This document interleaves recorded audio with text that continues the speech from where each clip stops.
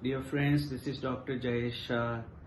I want to share my extremely transforming experience during the transgenerational workshop, the Ancestral Patterning workshop.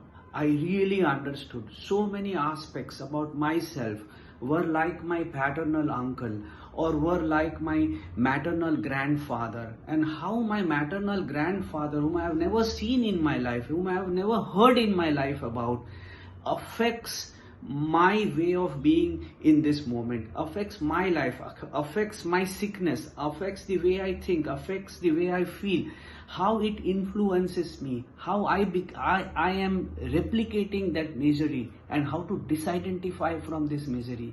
It's a wonderful workshop that creates profound awareness beyond this time, to see how the ancestral patterning runs through generations after generations, how our children tend to become exactly like us, and how our parents pass this to us, how this whole what you can say unconscious loyalty kind of passes through, and we tend to replicate certain miserable emotions, feelings, patterns, experiences.